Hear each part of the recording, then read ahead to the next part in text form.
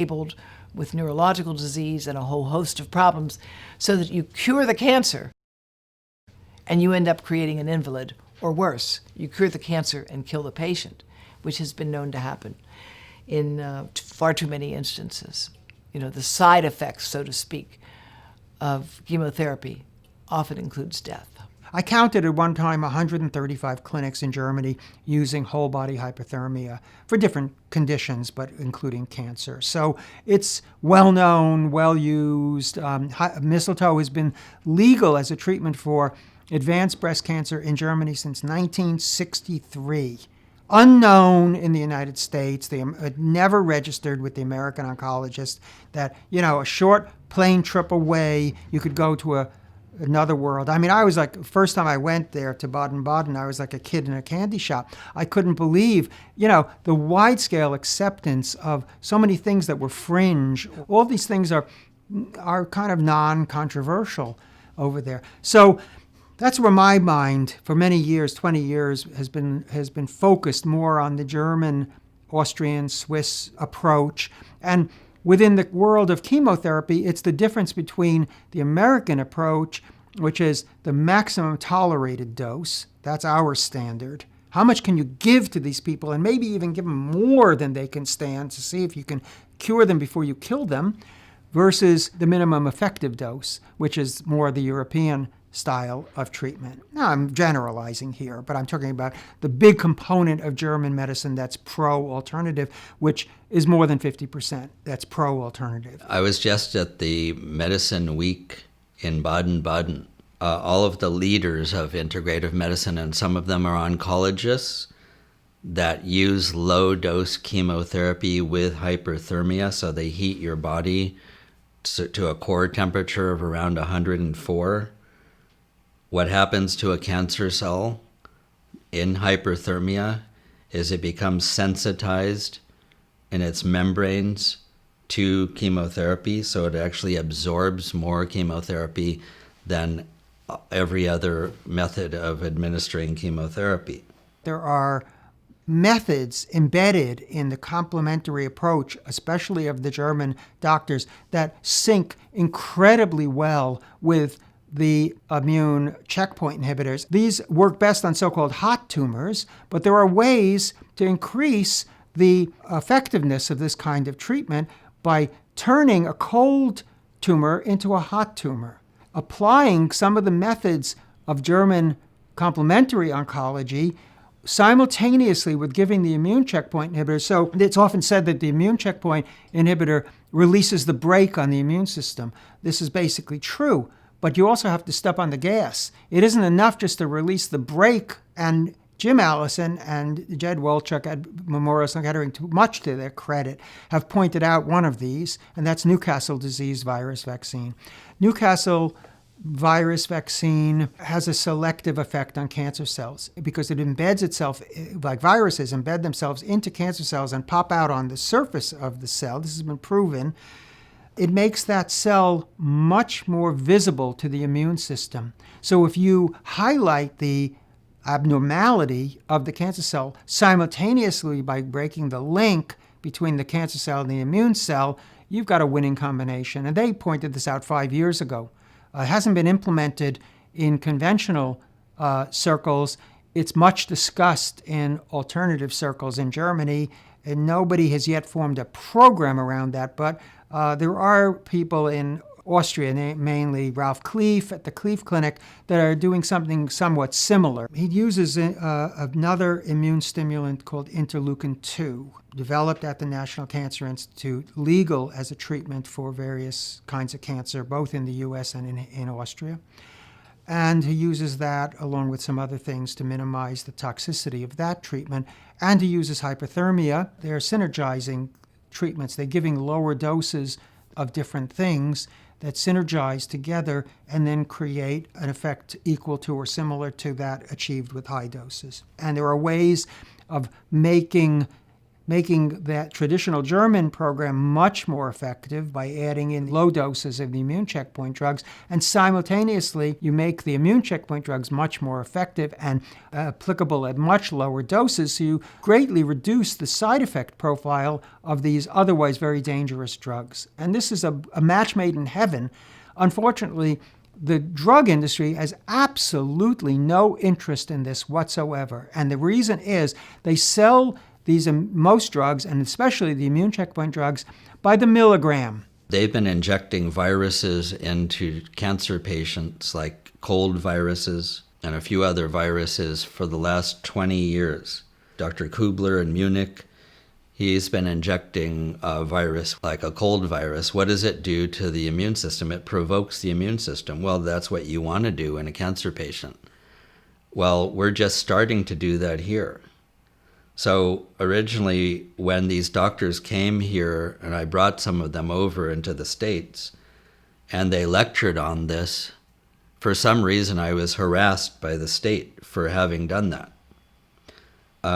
So I don't know whether that was connected or not, but that's what happened. Now, our Western medicine, even at UC San Francisco, and you can read papers now that have shown injecting certain viruses into cancer patients and certain types of cancer works. Based on studies at MD Anderson, you can probably reduce the amount of these drugs being given by at least 2/3. So they have every reason in the world to push for what I would consider high dose, in other words, maximum tolerated dose. Instead of doing a few other things alongside these drugs, give them at a low dose, like 1/3, and I think you could probably go far lower than that, but Ralph Kleef uses about a 1/3 dose because there go 2/3 of their profit. And we're talking about $8 billion for Keytruda last year. 8.8, I think, was the figure for 2018. And just think, instead of let's say a $9 billion drug, you now have a $3 billion drug. Well, I think $3 billion is pretty good. The company would not go broke getting $3 billion, but it happens to be $6 billion less than they are anticipating. So there's every reason in the world for them to resist this. But I think when the word gets out about this, if the word gets out about this, people are going to demand it, and people are going to start to give this more widely. But it isn't easy to break through basically the wall of silence about these kind of developments. It's very much against the wishes of the drug industry, and people have no idea to what degree the drug industry controls the oncology profession. Wow, we covered a lot in this episode. Let's recap. First off, unfortunately, there is a cancer industry. Billions of dollars are made on this disease each year. Entrepreneurial oncology refers to the fact that many researchers are getting funded by big pharma, and they get payouts for blockbuster drugs, so scientists are incentivized to design more of them. Okay, moving on to our healing solutions. First up, the importance of mindset cannot be understated. We went into many modalities that enhance states of well-being. To start, yoga cancer care research is focused on everything around the treatment of cancer, and it's been shown to reduce depression, anxiety, and mood disturbances, to increase sleep, appetite, and also life purpose. These are things that are absolutely vital when it comes to working through cancer. Basically, yoga helps you live better when going through the rigors of chemo or radiation therapy. Hypnotherapy is also a wonderful way of alleviating anxiety, depression, pessimism, and negative thoughts around treatment. Never mind the fact that it also has an incredible effect on pain. Dr. Carol Janandis, hypnosis researcher, told us that it can actually tackle both mind and body symptoms. This practice lets you tap into your inner resources, bringing about a parasympathetic or rest, digest, and heal state. Hypnosis also helps with end-of-life concerns and transitions, allowing one to be pain-free and emotionally strong as they approach the journey beyond. Next up, manual therapies include so many ways to therapeutically use touch to help heal and soothe. Once stigmatized because they were thought to spread tumors in the body, science now shows this to be untrue, and now many doctors agree that massage is wonderful in cancer care. Next, Integrative oncology is an exciting field that focuses on patient-centered care. Instead of following a belief system, even in the face of contradictory evidence, this opens up the discussion to all available tools, including standard care and complementary and alternative medicine. Next up, acupuncture is one of the most well-recognized and well-studied integrative medicine modalities out there. The science is clear. When you combine acupuncture with your chemotherapy and/or radiotherapy protocol, the side effects are reduced and the primary therapy is strengthened. So basically, it makes standard care more potent and safer. It can also take care of the symptoms that often come along with treatment: hot flashes, insomnia, anxiety, pain, and nausea. CINV, or chemotherapy-induced nausea and vomiting, is a major concern. And guess what's a remarkable therapy for this? Yup, acupuncture. Large institutions began studying acupuncture for oncology care because patients were getting treatment, having amazing results, and were sharing those success stories with other patients who then went on and got their own profound results. Eventually, the medical authorities decided they needed to investigate what was going on. Now they've embraced this therapy. At least the forward-thinking organizations do. Memorial Sloan Kettering Cancer Center essentially sets the guidelines for integrative oncology. And who heads this department? Well, MDs who are fully trained in traditional Chinese medicine. We then moved on to herbal medicine featuring functional mushrooms. Tero from Four Sigmatic talked to us about chaga, a fungus that grows all over the world. Researchers in Russia and Sweden discovered that chaga mushrooms are a boon to your immune system, upping levels of natural killer cells, which help to clear out cancer cells. Chaga also contains high levels of betulinic acid, which has known anti-tumor properties. Tero then shared how functional mushrooms helped his father become cancer-free. Now, when it comes to cancer treatment, there's a lot of misconception around herbal medicine. On one hand, an oncologist may caution against using herbs, but on the other, they may be totally fine with their patients eating garlic, ginger, onion, turmeric, all of which are herbs. Remember, in herbal medicine, there is no distinction between food and medicine.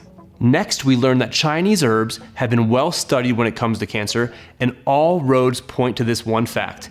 Not only do certain herbs not interfere with the chemo, they actually enhance the chemotherapy, making it work better, and they also reduce its side effects, which are many. Fasting seems to activate longevity genes, which are known to be oncoprotective, neuroprotective, and cardioprotective, meaning fasting can protect you from getting cancer and protect your brain and heart too via a process called ketosis, which literally starves cancer cells.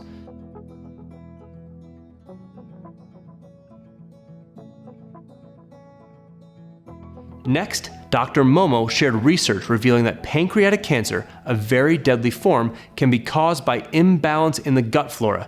Dysbiosis in our microbiome can lead not only to cancer, but a number of other diseases. We then moved on to our number one modality, naturopathic oncology and the German approach to cancer care. In this part of the world, they take integrative oncology not just to the next level, but to levels far beyond, combining thermo and immunotherapy. Clinicians there use something called hyperthermia. The opposite of hypothermia, this heat therapy actually stimulates the immune system and allows chemotherapy to be more effective. Not stopping there, the use of intravenous mistletoe, which has been part of routine therapy in Europe since the 1960s, is definitely part of the German approach to cancer care. Again, this herb reduces the side effects and increases the potency of chemotherapy. They also use leading-edge medications, such as immune checkpoint inhibitor drugs. These keep the immune system working at its peak, while most conventional chemotherapies literally compromise or disturb your natural immunity entirely. Next up, viruses are now being used to treat cancer, and even the National Cancer Institute has written extensively on the science of the Newcastle virus for cancer treatment. The virus essentially highlights the cancer cell, making it an easier target for our immune cells to see. Okay, 2 more things before we go. 1, make sure to click the button below this video to find out how you can bring all 9 episodes of our proven docuseries plus a bunch of powerful bonus resources into your home for life. Every one of us deserves to know the full spectrum of healing options that are out there. And the information in this series is something you will want to come back to again and again whenever an illness arises in your circle, be it your own health or that of your family and friends. You can own the digital, the physical, or the all-access package at a special discounted price, but only during this event. Now is the time. Lastly, what proven healing secrets do we have coming up next? For our final episode 9 tomorrow, we're going to be talking about something that is intimately important to all of us: sexual health, hormone health, and fertility. We were blown away by the depth of knowledge that our experts shared with us on these 3 topics. I promise you, this is the finale to our series for a reason. And not to worry, the subject matter is completely appropriate and can be viewed in the workplace. Trust me, this is not one to miss. See you tomorrow.